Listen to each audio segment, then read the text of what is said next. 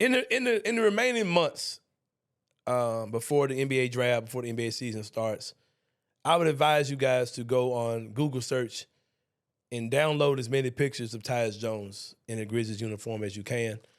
Print those out. Go to Walgreens, get those printed out, poster size. Take them outside with you. Get the full body size joints, dress it up. Go fly a kite with it. Go out to dinner with it. Do whatever you have to do in the coming months because I need Tyus Jones off of my roster. And it's not a personal thing. I think that Tyus Jones is one of the better backup point guards in the NBA, which also makes him probably one of the top 30, top 40 players in this position, period, if you're calling him one of the better backups. Well, let me ask you this. Any starting guards you'd put him over right now? Any starting guard I'd put him over right now, yes. There's one. His brother. I would put... You put him over Trey? Yeah. Oh, Trae Young. No, not Trae Young. Isn't it Trey Jones? Trae Jones over Tyus? No, I'd pick Tyus over Trae Jones. Like, this might be the only starting point guard. I don't know. Can you think of anybody who you would say? Because we kind of throw stuff around. Dennis Schroeder? Dennis Schroeder. He's not the no. D'Angelo Russell is the. Oh well, yeah, he's now. Yeah. You're right. Yeah, I wouldn't. No, D'Lo's better than Tyus. It's certain stuff. Because he definitely was a bucket in the playoffs. He lit our ass up. Yeah, he was. But Tyus is good, man. But we just kind of throw stuff out a lot as Grizzlies fans. Like we threw out, oh man, Tyus is the best free agent point guard, in the league right now. Like teams are gonna throw money at him in the same free agent class that Jalen Brunson was in. This is the type of stuff we were saying as Grizzlies fans last year. And Tyus had no traction in free agency, and he came back to the Grizzlies on a very easy deal. There were no other teams that were really pursuing Tyus Jones. With that being said, I still think he's one of the better backup point guards in the league.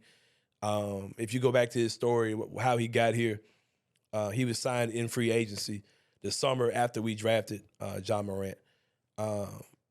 Whenever you're taking a guy that young and with so many question marks coming out of college like a Ja Morant, a steady hand of a guy who's a quasi-veteran at the time in Tyus Jones, who maybe was about the same age Ja is now.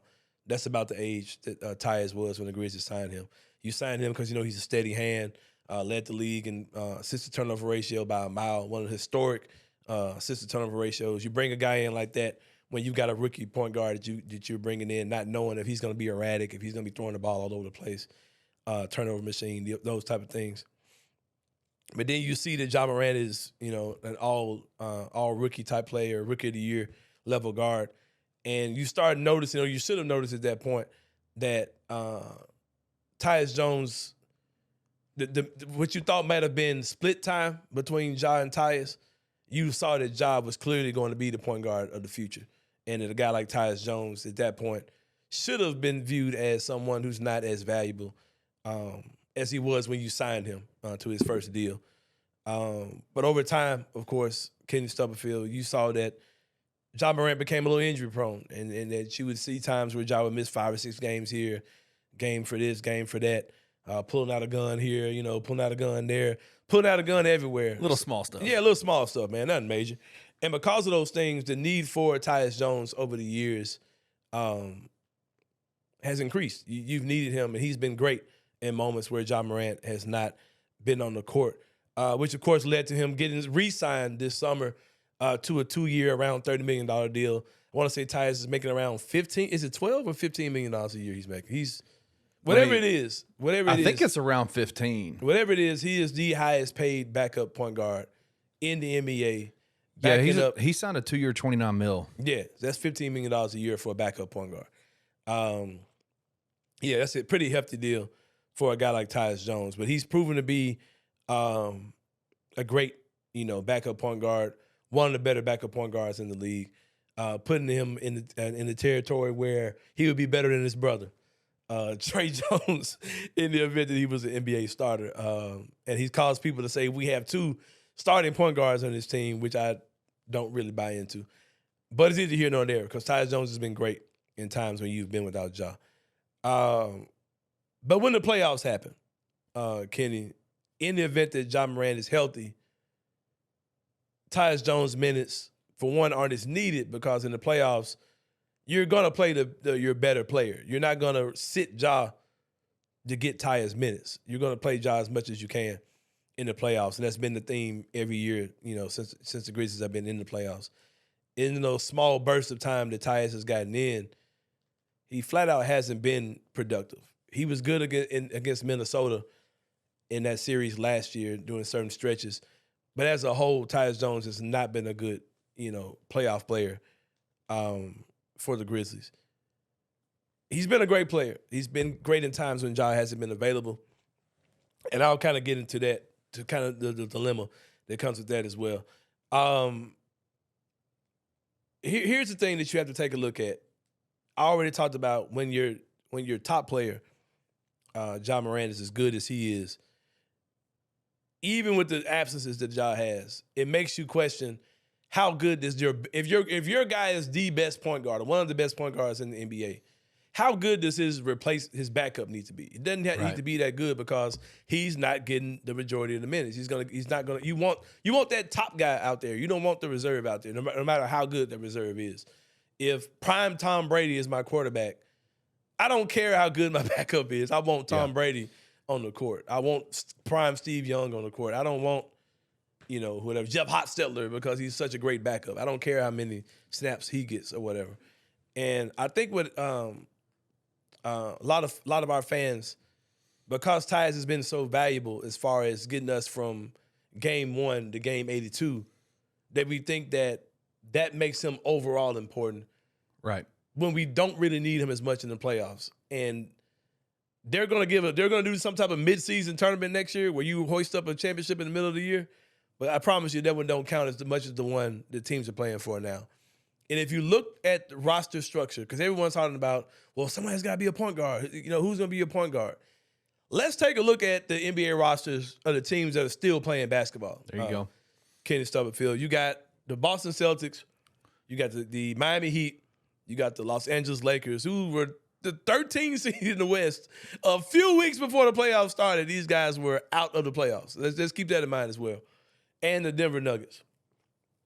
Out of those 4 15-man rosters, Kenny, there are 2 true point guards who are getting real minutes.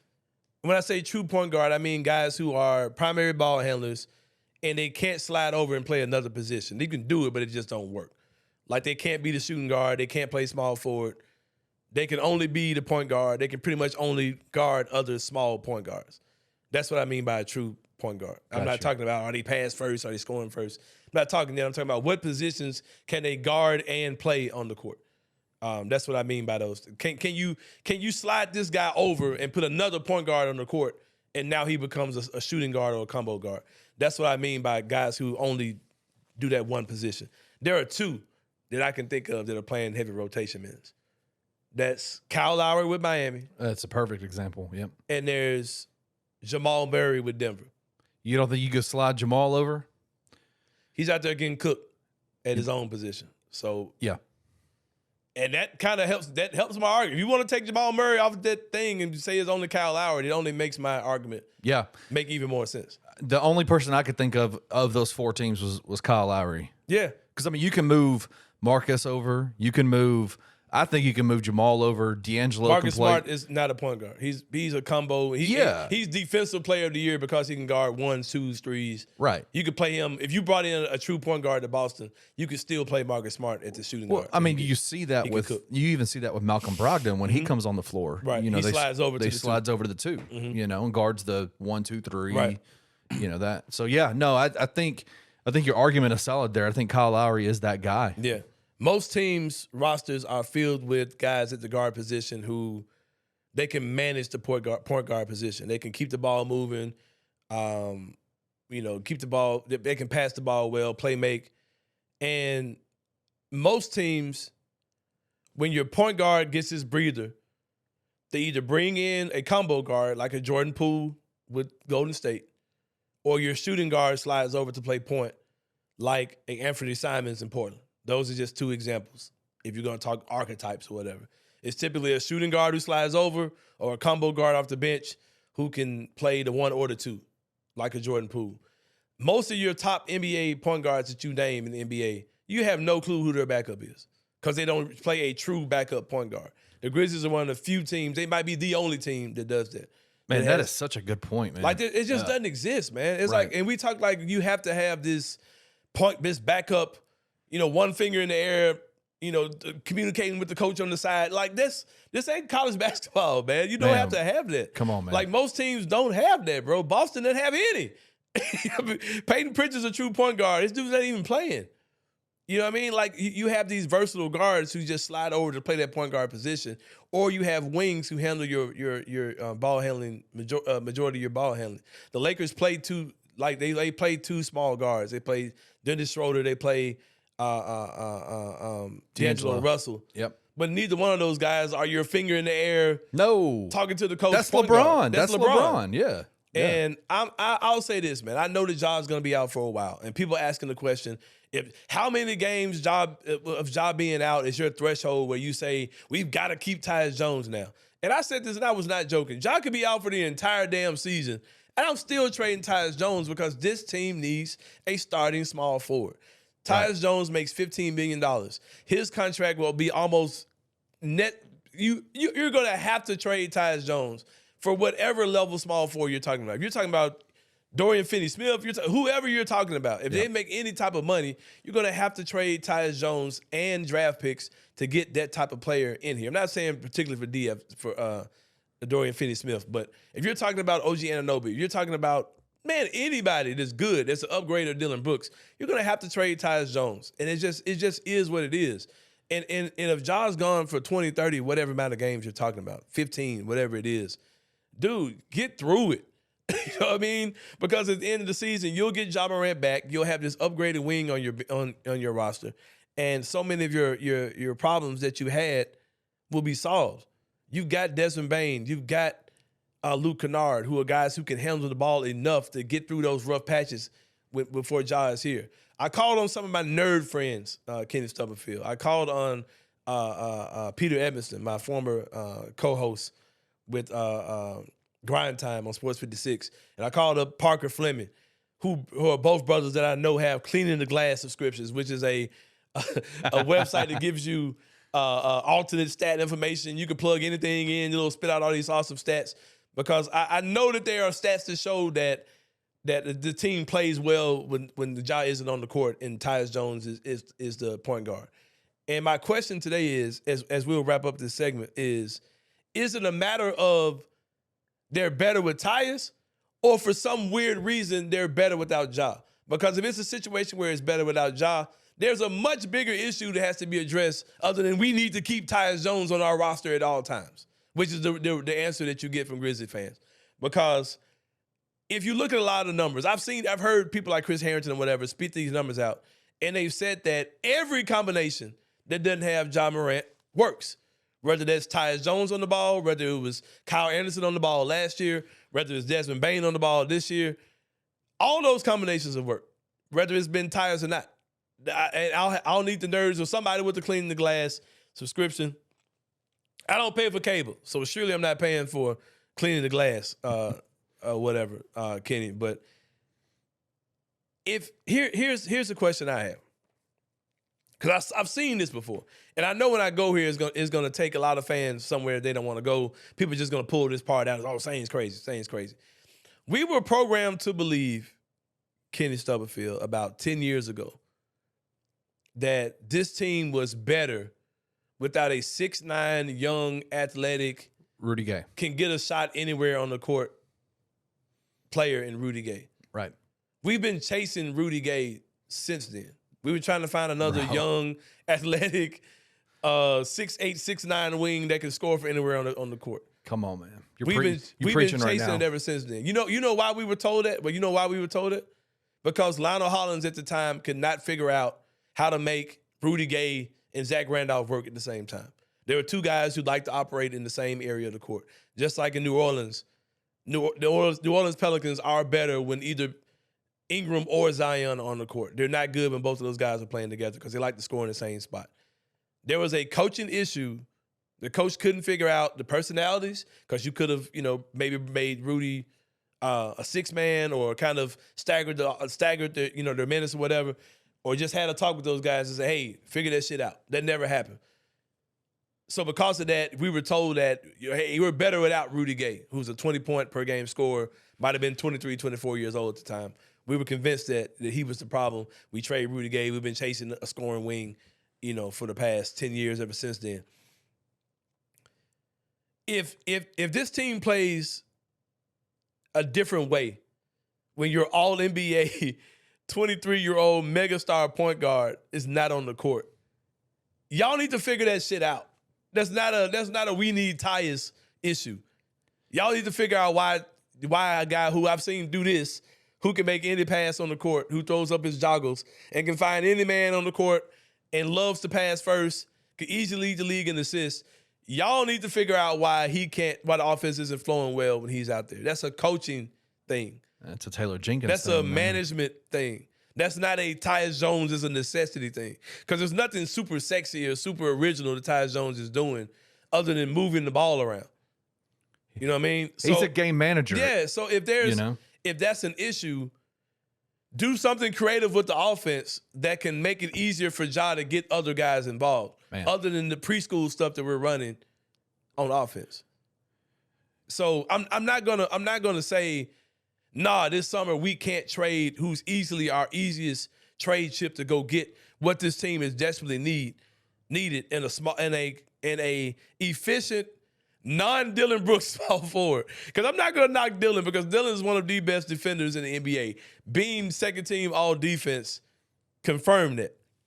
And we don't need a superstar wing. We don't need a guy who's can score 20 points a game and 50% from three. And just don't do the shit that Dillon did. You know what I mean? Don't shoot Desmond Bane out of the game. Don't shoot Ja out of the game. Don't shoot Jaren out of the game. Keep the ball moving, play defense, knock down threes, when called upon. That's really all we need. That is an upgrade from Dillon Brooks at the end of the day. Someone who can play good defense, keep the ball moving. I'm not going to let Tyus Jones be the guy that stops us from getting that guy on our roster who can make things flow so much better for everyone. If you have that type of player in the wing, as opposed to having a guy like Dillon Brooks who wants to be number 2, number 3, number 1 at times in the pecking order. I'm not going to allow Tyus Jones to do this. Y'all better get over it. I'm tired of hearing it. I'm tired of arguing with y'all about it. And when y'all see he's not that good of a starting point guard when he plays for whoever he plays for next year, y'all will come back and say, yeah, we really didn't need Tyus on this team. You were talking numbers and stuff and that cleaning the glass. Tell me you got something. You got one. No. I've only got one number that matters to me, and that's that the Memphis Grizzlies have $53 million a year in their point guard position right now. Right. That's all that matters to me. $53 million at point guard. That's unreal. Yeah. You're going to have to trade Tyus to get a quality small forward here. You're not going to be able to package David Roddy, Zaire Williams, picks, and Cozy Corner Barbecue. No, that's not happening, man. Even though Cozy Corner's ribs are fantastic, it's not going to get you a wing. I'm sorry. You can't even go wing for wing. You can't trade Wing Guru for a wing in the NBA. You can't. It's not happening. It's just not happening. You're going to have to trade. You're going to have to trade Tyus Jones. I think Tyus is an incredible player, but y'all, he is a luxury. He is not a need. And I get it.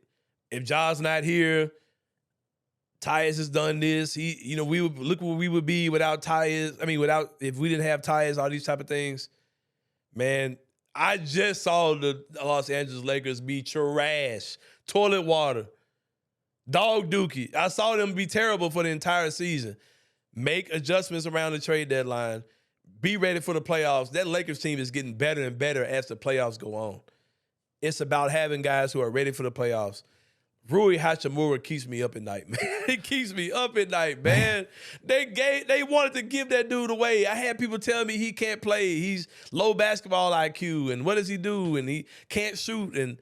But he was ready for the playoffs, man. He's a 6'8", 6'9", versatile forward who's out there guarding the freaking 2-time NBA MVP. He's guarding that dude and making Anthony Davis be able to roam. One of the reasons why the Grizzlies looked well against the Lakers when they did is when you were able to pull Jaren off of AD and you could put Tillman on him or you could put Dillon on him.